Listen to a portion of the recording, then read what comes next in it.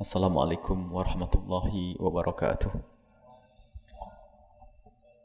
Alhamdulillah, nahmaduhu haqqa hamdi wa nashkuruhu haqqa syukrih.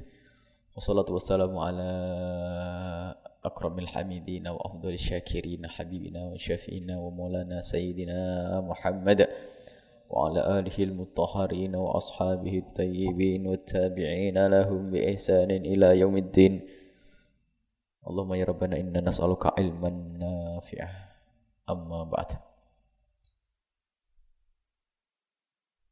Kita masih dengan Imam Ghazali rahimahullahu ta'ala, dengan kitabnya yang bernama Al-Kashfu wa Tabyini fi Ghururil Khalqi Ajma'in.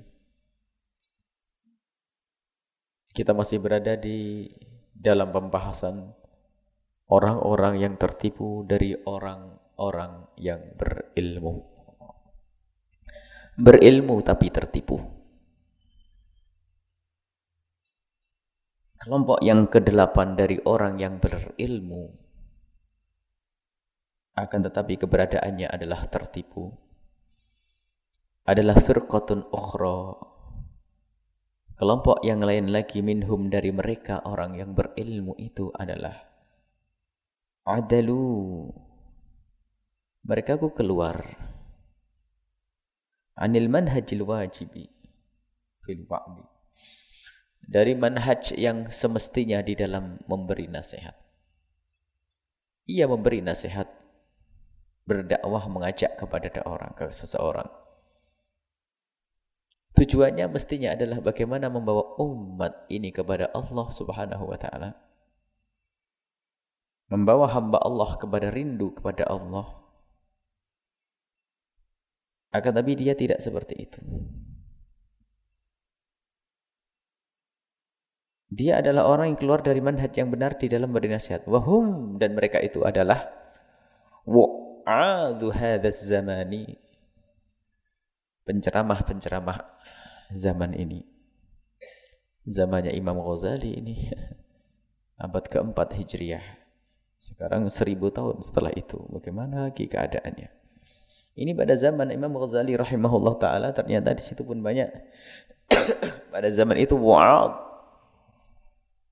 kerjaannya memberi nasihat, tapi mereka adalah orang yang tertipu. Illa man asamahullahu tabaraka wa ta'ala, kecuali orang-orang yang dijaga oleh Allah Subhanahu wa ta'ala. Fastaghalu bi ta'ati, mereka sibuk dengan taat. Memang dia bagus, bukan tomat ya. Fastaghalu bi ta'ati, mereka rajin ibadah. Tapi di sisi lain dia sibuk dengan as-satah, berbicara yang melambung sampai orang tuh pada pusing, enggak faham, ngelantur biar dipanggil orang yang sampai kepada Allah. Ceritanya berat-berat.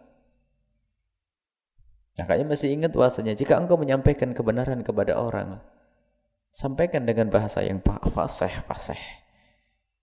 Kallimunasa ala qadri uqulihim, sabda Nabi. Berbicaralah engkau dengan orang-orang itu sesuai dengan kemampuan akal mereka. Tapi tidak, ini berbicara dengan sesuatu yang tinggi-tinggi, pembahasan yang berat-berat. Yang penting nanti pendengar atau hadirin semua pada geleng kepala dan berkata, gila, kagum, hebat. Ini ada model-model penceramah seperti itu. Talfiqil kalimat.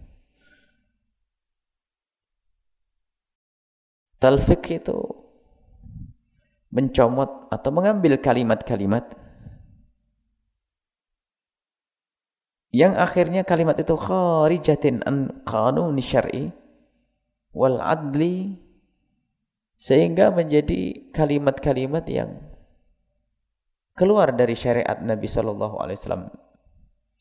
Membuat istilah-istilah baru dari kalimat-kalimat yang masyhur di dalam istilah-istilah Islam, termasuk di antaranya seperti pada akhir-akhir ini orang yang ingin dianggap sebagai orang yang luas di dalam berinteraksi dengan sesama agama, lalu merubah definisi Islam yang adalah maknanya adalah ingkiyat, pasrah kepada Allah Subhanahu wa ta'ala, atau patuh dengan apa yang dibawa oleh Nabi sallallahu alaihi wasallam.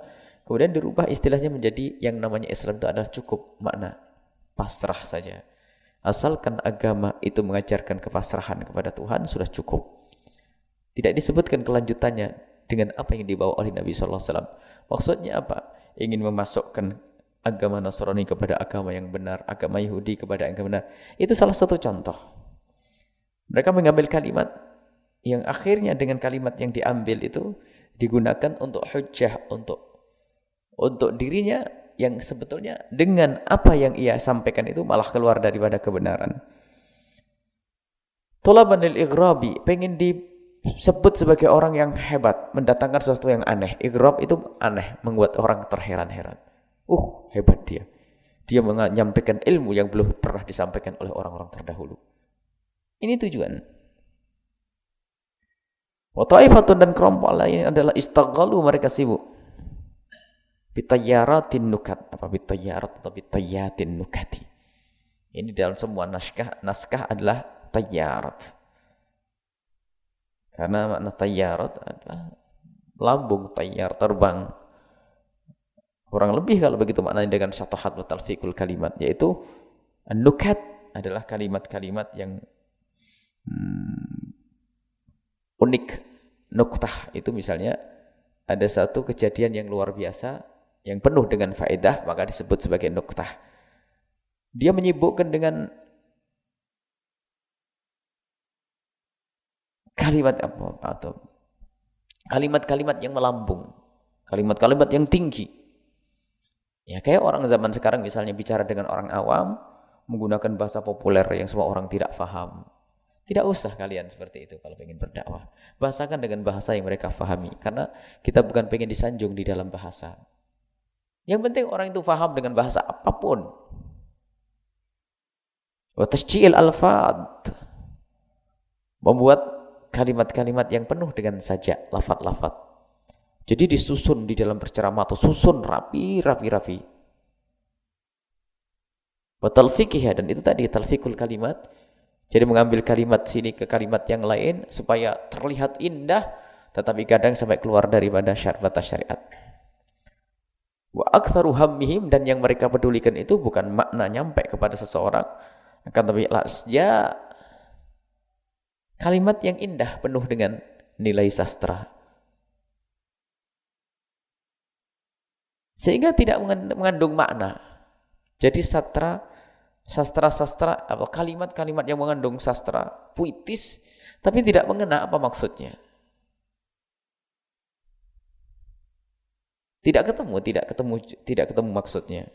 Wal istishhad bi asy'aril wisal, dan sering menggunakan syair-syair di dalam berceramah, syair-syair cinta yang membuat orang terpesona dengan kalimat-kalimat syair-syair cinta.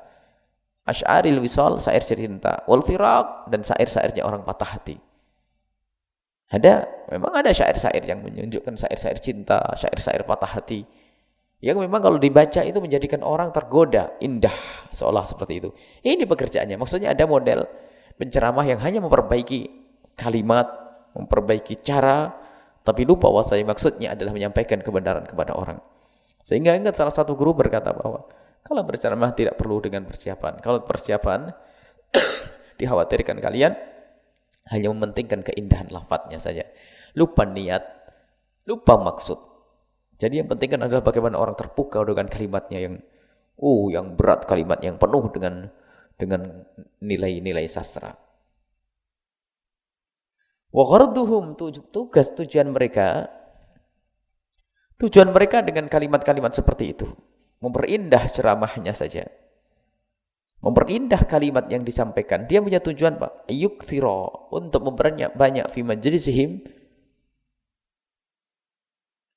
di majlisnya at-tawajud. Tawajudin nas, maksudnya at-tawajud ya jamaah, untuk memperbanyak orang-orang yang di situ. Orang-orang yang berada di situ memperbanyak. Wa zaqat, dan agar orang itu zakat itu, kalau kata zakah itu orang yang histeris. Zakat histeris. Jadi pengen membuat majelis itu terpukau, histeris, penuh dengan tangis, itu saja yang dia buat. Walau ala aghrad fasidatin, tapi biarpun dengan tujuan yang enggak benar, tujuannya hanya pengennya itu Dia bisa membuat orang menangis, membuat orang terpukau, membuat orang histeris. Tujuannya adalah bukan karena Allah, hanya pengen dia itu hebat punya majelis. Tidak ada majelis seperti majelis kuliah. Hula, dan mereka itu adalah syayatinul insi, setan dari bangsa manusia. Dallu, mereka sesat, wa adallu, dan menyesatkan. Mereka menyesatkan. Fa innal awwalina, sesungguhnya para pendahulu itu illam yuslihu. Kalau mereka tidak bisa membenahi anfusahum, diri mereka, aslahu ghairahum, mereka berusaha untuk membaiki yang lainnya, wasahahu kawalamahum, dan membenahi wa'adahum, membilangi kalamahum, omongan mereka, wa wa'adahum, dan juga nasihat-nasihat mereka. Orang-orang terdahulu punya maksud, biarpun mungkin mereka sendiri adalah tidak benar, belum baik, akan tapi terus seperti yang ditulis Imam Haddad dalam kitab adab, kitab Risalatul Mu'awanah. Beliau di awal kitabnya selalu mengatakan alaika, wahai saudaraku. Tapi beliau lintaskan di saat menulis alaika, mendudukkan beliau di paling depan dalam barisan yang diseru oleh kalimat alaika, agar mau mendengar. Jadi lihat orang-orang terdahulu itu, di saat menyampaikan sesuatu ada maksud. Kalau memang dia belum baik, tapi dia punya maksud bagaimana semuanya bisa baik. Semuanya bisa baik. Bukan seperti orang yang sekarang. Dia tidak peduli dengan baik tidaknya orang. Lihat, dia berceramah tidak pernah. Makanya ceramah itu yang pengajian yang paling tepat itu adalah halaqat yang ada rutin. Itu ada membangun jiwa. Tapi kalau sudah gebiar ribuan orang, sampai mungkin 5 jam, sampai Masya Allah orang banyak. Sekarang apa yang membuat hatinya tersentuh? Hanya gebiarnya saja yang ramai. Tabligh akbar. Bukan sesuatu yang terlarang, dan itu baik-baik saja. Akan tapi tidak membangun jiwa, tidak dengan seperti itu. Akhirnya dengan terus-menerusnya ilmu yang diberikan oleh seorang guru. Kesinambungan antara ilmu dengan ilmu itu akan saling mengikat. Sehingga seseorang itu akan semakin kuat dan benar, semakin kuat pemahamannya kepada syariat Nabi SAW. Lah orang sekarang itu, kata Imam Ghazali, sekarang ya Imam Ghazali, itu ada orang tidak pernah peduli ini yang ngaji dengan saya itu bakal sadar atau tidak. Tidak pantas seorang syekh seperti seorang saya itu harus menginginkan bahwasanya ada perubahan. Tidak cukup hanya mengajar dengan bahasa yang melambung, kemudian orang terpukau, kemudian lalu pulang pada menyanjung, dan tidak ada perubahan di dalam diri mereka. Tapi kalau orang-orang terdahulu, bagaimana membuat perubahan? Saya mungkin kurang, akan tapi semuanya harus berubah bareng-bareng, dan saya pun termasuk di dalamnya.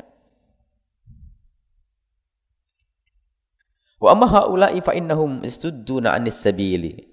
Akan tapi mereka, orang-orang yang seperti itu hanya memperindah, maksudnya memanage cara berdakwahnya, sehingga kadang dikemas dengan sesuatu yang gebiar, glamor, agar dikagumi oleh orang, bukan agar orang sadar. Haula'i fa innahum yasudduna 'anis sabil. Mereka menghentikan, mengajak berpaling dari jalan yang benar. Wa yajurrunal khalqa ilal ghururi billah. Mengajak orang untuk tertipu dengan Allah Subhanahu wa taala, sehingga tertipu hingga lupa kepada Allah Subhanahu wa taala. Bilafdil hurrafati. Di sini raja. Bisa benar juga bilafdil raja. Tapi dalam naskah lain bilafdil hurrafati. Hurrafah adalah sesuatu yang khayal, enggak benar. Ar-raja, pengharapan. Bisa saja ini dua-duanya bisa dimaknai bahwa ceramahnya itu hanya mengajak orang itu bagaimana terlena, lupa kepada Allah. Karena apa? Ia tidak pernah memberikan keseimbangan. Masih ingat bahwasanya kesempurnaan orang itu adalah di saat ada keseimbangan antara rasa takutnya kepada Allah dan rasa pengharapannya kepada Allah, al-khauf dan raja. Kalau dimaknai di lafaz raja ini, artinya orang itu dalam ceramahnya selalu menciptakan yang indah-indah saja. Tentang pengampunan Allah, syafaat Rasulullah, semuanya. Bahwasanya Allah akan mengampuni dosa-dosanya. Bahkan semua orang yang baca la ilaha illallah akan masuk surga terus. Yang demikian ini Sehingga lupa bahwasanya mereka pun harus diberi peringatan agar mereka takut kepada Allah. Tapi tidak, mereka terlena. Dengan istilah kabar gembira yang diberikan, memang orang akan senang hadir di tempat itu. Akan tapi dia hadir ke tempat itu dengan penuh kesenangan, akan tapi tidak ada rem di saat bermaksiat. Fayaziduhum kalamuhum, maka omongan mereka itu yang hanya himbauan-himbauan keindahan tentang surga, tentang nikmat, tentang pemaaf, maha kasihnya Allah, pengampunan Allah, sehingga menjadi orang itu jara'atan. Mereka menganggap ini hal-hal yang ini menarik orang. Jara'atan untuk kurang ajar kepada Allah Subhanahu wa taala. Menjadi berani alal ma'asi, untuk bermaksiat. Ya. Jadi ternyata memang seorang guru itu harus benar-benar di dalam menyampaikan ceramah itu jangan sampai pincang. Sehingga orang datang ke tempat tersebut itu mendapatkan semuanya. Misalnya, mohon maaf, kalau kita berbicara tentang sesuatu yang sifatnya kemanusiaan, sedekah, alangkah pentingnya sedekah. Pahalanya sedekah, menolak bala dan sebagainya. Tetapi jangan terlena kalau kita hanya bicara sedekah saja, tidak pernah kita ingatkan bahwasanya utangmu bayar dulu. Bagaimana zakatmu? Urusanmu dengan manusia ini bisa pincang nanti. Orang bersedekah sementara dia punya tanggungan belum diberisi, utang tidak dibayari. Ini kadang pincang lah, ini berbahaya. Maka kita harus benar sebagai seorang ustadz, harus ada kesadaran bahwasanya orang itu harus selamat. Mungkin juga seseorang menghimbau tentang keutamaan umroh di bulan Ramadan. Tapi harus diingatkan bahwasanya perlu Anda umroh di bulan Ramadan jika sudah telah benar-benar kerabatmu tidak ada yang kurang. Mungkin ada yang masuk rumah sakit tidak bisa membayar, coba kau pikirkan. Jadi keseimbangan. Jadi jangan sampai seorang ustadz itu menjadikan orang itu justru bermaksiat dengan himbauannya karena tadi diberi pemahaman sepotong-sepotong. Yaitu dihimbau untuk bersedekah saja. Dan memang ada janji kalau orang kafir pun bersedekah, maka ada janji Allah akan diberi oleh Allah. Tapi di dunia kalau orang kafir. Jadi kalau ada orang kafir dermawan, itu ada faedahnya. Mengundang rezeki, mengundang mereka akan dimudahkan oleh Allah, tapi di dunia tidak mendapatkan apa-apa di akhirat. Sama seorang muslim yang fasik, masih punya utang, masih punya utang, punya zakat belum dibayar, kalau bersedekah akan diberi oleh Allah. Tapi di dunia tidak diberi akhirat. Maka ini ada sebagian orang yang mungkin hanya menyuruh kepada sedekah, akan tapi lupa bahwasanya diingatkan. Sama di saat kita ingat bahwasanya, ayo Al-Bahjah perlu bantuan dan sebagainya. Akan tapi jangan lupa ingatkan bahwasanya, kalau yang ingin menyumbang, upayakan selesaikan dulu urusan. Sampai pengajian terakhir yang kita sampaikan bahwasanya apa? Yang ada di rumahmu. Daripada engkau menyumbang ke pesantren Al-Bahjah puluhan juta, ratusan juta, mending duit-duit itu untuk mengganti baju pembantumu yang tidak menutup aurat. Misalnya, kalau punya baju 10, diganti semuanya, 10 dihargai 250, kemudian dibakar, dihargai 250 kali 10, 2.500.000. Plus, dibelikan 10 setel baju busana muslim, kira-kira mau pakai atau tidak wanita tersebut. 5 juta yang diberikan untuk pembantunya, ini lebih bagus daripada diberikan ke pondok pesantren. Ini kan pendidikan. Sebab kadang orang lihat sedekah, tanpa sadar suaminya setiap hari bermaksiat karena melihat aurat pembantunya dan seterusnya. Jadi di sini dalam berdakwah itu harus ada keseimbangan. Tidak hanya mengajak orang, berbuat baik, padahal di sana ada maksiat yang senantiasa dilakukan dan bisa saja maksiat itu menghapuskan pahala yang. Di saat mengajari sedekah harus diajari ilmu ikhlas. Nah, ada orang yang menyampaikan ceramah hanya untuk mendapatkan tadi sanjungan dari orang, bahwasanya ceramahnya enak, tidak memberatkan, indah dan seterusnya. Sehingga orang menjadi kurang ajar kepada Allah Subhanahu wa taala. Dan kebetulan dan itu menjadikan orang kadang rohbah kepada dunia. Misalnya dunia motivasi misalnya, memberikan motivasi untuk berjaya. Sehingga kadang mengartikan ayat-ayat Al-Qur'an adalah disesuaikan dengan bagaimana mereka agar terpacu untuk dunia. Allah mengajarkan kita untuk mencari kebaikan di dunia. Misalnya Rabbana atina fid dunya hasanah. Hanya dibahas ini. Jadi hasanah di dunia harus. Dan Allah, lihat Rasul sendiri bersabda bahwasanya, Iman lidunyaka ka'annaka ta'ishu abadan. Beramallah untuk dunia seolah engkau. Lihat motivasinya dipotong segini saja. Terus tambah lagi adal faqru ayakuna kufra. Lihat kekafiran akan menjadikan seorang akan bisa jadi kafir. Yang dipacu itu semuanya. Sehingga orang keluar dari majelis ini yang cari duit tak. Lupa bahasanya ada ibadah di sana. Lihat hati-hati ini. Kadang-kadang kita seolah-olah memberi ceramah akan tapi menjerumuskan orang. Ini motivasi hebat. Iman lidunyaka ka'annaka ta'ishu abadan. Berbuatlah untuk dunia seolah-olah kau hidup selamanya. Ayo. Dan Nabi Muhammad marah kalau ada orang minta-minta. Oh, ini motivasi luar biasa ini. Hadis Nabi Quran, hadis Nabi Quran, hadis Nabi Quran. Sehingga orang itu kalau bisa semuanya harus cari duit. Mana sentuhan agar dia bisa melakukan ibadah, agar dia takut kepada Allah. Lupa bahasa di situ. Gimana cara bekerjamu? Di mana engkau bekerja? Baik pekerjaan saya baik dan halal. Dengan siapa engkau bekerja di situ? Mungkin tidak pernah diingatkan bahwasanya ada seseorang bekerja di tempat halal akan tapi terkagetkan dengan sebuah kalimat bahwasanya, apakah engkau sadar bahwasanya setiap hari saat engkau bekerja, di saat berzikir, saat memang Anda bisa berzikir, akan tapi ada orang di kiri kananmu yang menemani kerjamu adalah pakai rok pendek dan leher yang terlihat. Apakah itu tidak dosa? Memang anggap saja, kalau ada orang mengatakan itu dosa kecil, iya. Tapi kalau setiap hari kita melihatnya, di kantor kita, di depan kursi kita. Coba. Kalau dosa terus-menerus, lihat. Ini pun akan menjadi dosa gede yang memberatkan orang untuk menghadap kepada Allah Subhanahu Wa Taala. Jadi begitu kita jangan sampai pincang. Ini yang diingatkan oleh Imam Ghazali radhiyallahu anhu, ada orang semacam itu. Dan kadang kepincangan itu pun ternyata bukan kepada orang lain yang terjadi, pada dirinya sendiri. Sehingga muncul orang yang menyuruh kepada zuhud, tapi ternyata, kata Imam Ghazali, lesan makolnya, omongannya ngajak kepada cinta, benci kepada dunia. Tapi lesan halnya, yad'u ila dunya. Tapi lesan halnya mengajak kepada dunia. Lihat, seorang ustadz ahli tasawuf misalnya, ahli thariqah, yang mengajari orang agar kita jauh dari yang namanya dunia, dekat kepada Allah Subhanahu Wa Taala. Akan tapi dia termasuk model orang yang berbangga dengan merek mobil, dengan rumah megah, dengan segala macam perabot yang mahal, dan dia bangga dengan nilai yang mahal itu. Lihat apa yang ia rasakan. Maka itulah bahwasanya lesan halnya itu akan lebih mengajak kepada kurang ajar kepada Allah Subhanahu Wa Taala. Lesan makolnya menghentikan orang dari dunia. Akan tapi lesan halnya, keadaannya mengajak orang cinta dunia. Dan dikatakan lisanul hal afsah min lisanil maqal.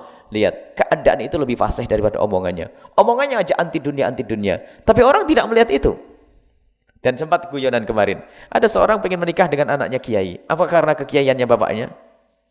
Belum tentu. Bisa saja terlintas anaknya kiai itu kaya, banyak duitnya. Halo? Karena pakai mobil sana sini. Contoh. Jadi ada yang terselubung di balik dikemas dengan bungkus yang namanya akhirat, akan tapi ternyata orang tersebut tidak ada hubungannya dengan akhirat. La siyama idza kana al-wa'idu mutazayyinan bi thiyab al-khuyala. Apalagi seorang penceramah tadi menggunakan baju mewah. Artinya bukan baju saja, dia harus pakai kendaraan mewah. Semuanya harus mewah. Terserah tujuannya apa, mungkin saya harus ceramah. Dan memang kadang niatnya benar seperti Imam Hasan Basri. Imam Hasan Basri termasuk Sayyidina Hasan. Tapi siapa yang bisa menjaga niat seperti Sayyidina Hasan bin Ali bin Abi Thalib, cucu Rasulullah. Sayyidina Hasan waktu bertanya dikasih baju yang, dia menggunakan baju yang bagus, tapi beli sendiri. Dia pakai baju yang bagus, baju yang mahal, sehingga sampai ditanya, wahai Imam, bagaimana engkau mengenakan baju seperti ini? Engkau adalah cucunya Rasulullah. Ia berkata, karena aku cucunya Rasulullah, maka aku harus pakai baju seperti ini. Jangan sampai bajuku berkata kepada orang, kasihani aku tidak pengen dikasihani orang. Ini orang lah, bukan meminta. Sekarang malah kalau saya pakai mobil mewah nanti perlu yang bisa saya jaring kelas-kelas menengah ke atas. Kalau saya pakai baju kok compang-camping, ya yang dekat sama saya orang melarat. Nah, tapi Imam Hasan tidak, beliau tidak pernah minta. Dikasih sama orang pun dia tidak. Saya pakai baju mewah ini tujuan saya agar baju saya berkata, hei orang, jangan kasihani saya sudah cukup. Wah, siapa yang punya niat kayak begitu? Tapi jangan pincang. Inilah betul-betul kata Imam Ghazali, harus kita itu hati-hati, pelik. Harus cermat di dalam urusan hati kita. Imam Hasan Basri juga begitu. Pakai baju yang mewah. Bajunya bagus, beliau seorang syekh, guru thariqah kalau zaman sekarang. Ditegur oleh muridnya, Syekh, engkau pakai bajuan semacam itu. Sama kisahnya. Sama kisahnya bahasanya apa? Kalau aku pakai baju compang-camping, karena zamannya waktu itu zaman ngetrennya orang pakai baju compang-camping. Setelah munculnya ahli sufah, kemudian orang-orang fuqara yang dekat kepada Allah Subhanahu wa taala, sehingga orang itu kalau pengen dimuliakan oleh orang lain cukup dengan dandanan yang compang-camping. Boleh pakai baju yang beda? Tidak. Aku pakai semacam ini. Kenapa? Kalau ada orang pakai baju compang-camping, ditunjuk muridnya seperti engkau, tapi tujuannya agar dibilang sebagai seorang yang tidak cinta dunia, maka saat itu pun engkau telah cinta dunia. Jadi sebetulnya bagaimana seseorang yang hebat itu tidak peduli baju mewah dan tidak mewah sudah ada. Makanya jika sesaat memakai baju yang mahal, bagaimana di saat pakai baju yang murah? Di saat suatu ketika pakai mobil mewah, bagaimana di saat dinaikkan mobil yang sederhana? Itu.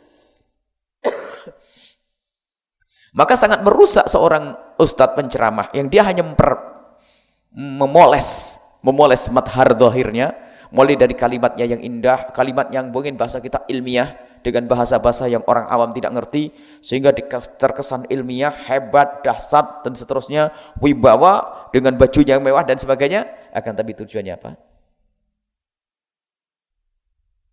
Tujuannya adalah bukan mendekatkan orang kepada Allah, tapi mendekatkan orang kepada dirinya sendiri. Dengan athiyabul khuyala, dengan baju-baju kesombongan. Kemudian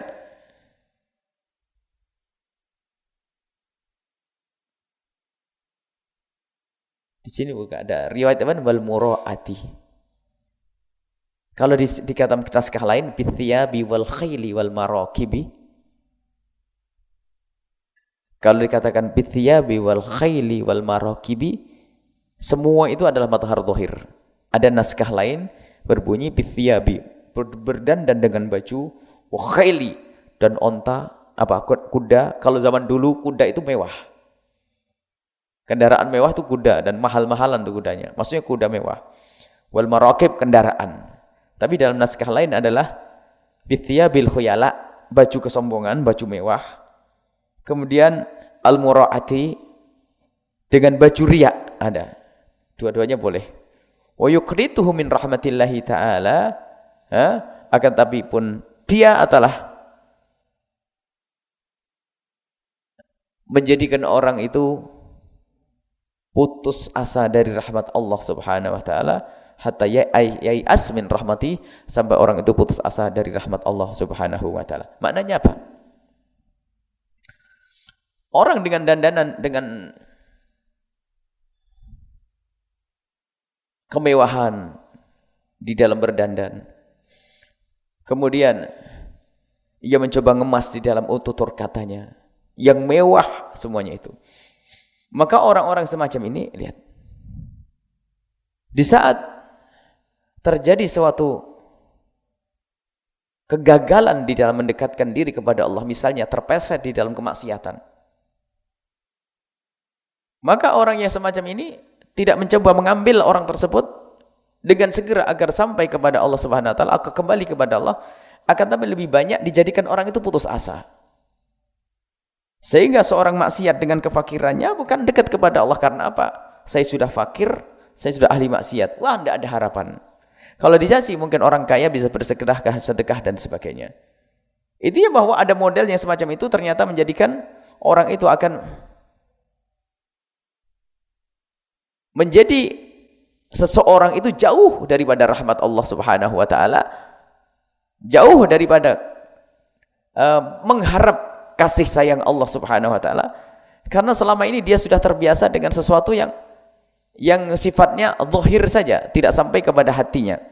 Dididik oleh orang tersebut, oleh gurunya sendiri dengan dandanan seperti itu, dengan kalimat seperti itu, maka seolah-olah selama ini yang diperdengarkan adalah satu kemuliaan tentang akhirat, tentang surga, tentang nikmat, tentang pengampunan Allah, tentang ini sebetulnya kan menjadikan orang yang menjadi terlena, sehingga menjadi kurang ajar kepada Allah satu sisi. Jadi menjadi orang itu terlena kepada Allah Subhanahu wa taala.